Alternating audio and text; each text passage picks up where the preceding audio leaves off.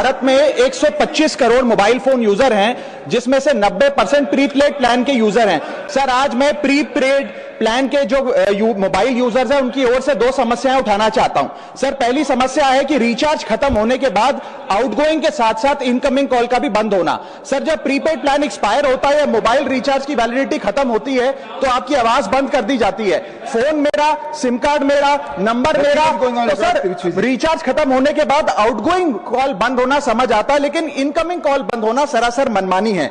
Sir, हमारा mobile number आज हमारी डिजिटल पहचान बन चुका है। एसेंशियल कम्युनिकेशन जैसे कि UPI payment, banking OTP, train ticket OTP, PAN Aadhaar authentication, interview का कॉल, हॉस्पिटल का कॉल, मां बाप का गांव से कॉल, तमाम चीजें इनकमिंग कॉल और इनकमिंग एसएमएस से आती है और वो इसलिए बंद कर दिया जाता है कि इंसान एक रिचार्ज कराना भूल गया।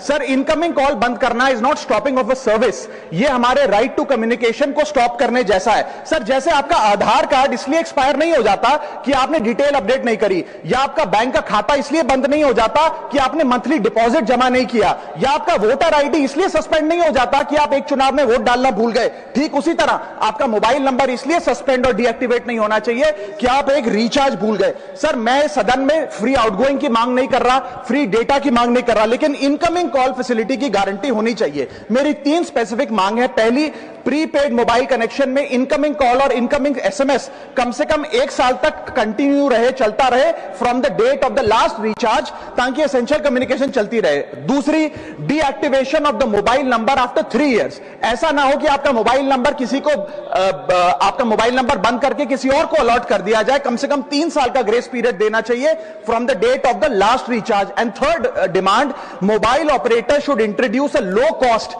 Incoming only plan. वो लोग जो सिर्फ इनकमिंग के लिए फोन रखते हैं उनके लिए, जैसे कि 10 रुपए में 180 दिन की इनकमिंग कॉल की फैसिलिटी, इस प्रकार की स्कीम्स मोबाइल ऑपरेटर को लानी चाहिए। दूसरी समस्या जो प्रीपेड कस्टमर्स फेस करते हैं वो है टेलीकॉम ऑपरेटर का 28 दिन का मंथली रिचार्ज। साल में सर महीने 12 होते हैं, लेकिन 28 दिन की रिचार्ज के माध्यम से 13 टाइम्स रिचार्ज कराना पड़ता है। कैसे सर? 28 दिन into 13 times is equal to 364 days। ये एक बड़ी क्लेवर स्ट्रैटेजी है जिसके चलते आपको फीलिंग 30 दिन की देते हैं, लेकिन आपसे डीलिंग 28 दिन की करते हैं। सर, दुनिया में हर जगह बिलिंग साइकिल कैलेंडर मंथ के हिसाब से होती है, 30 या 31 दिन।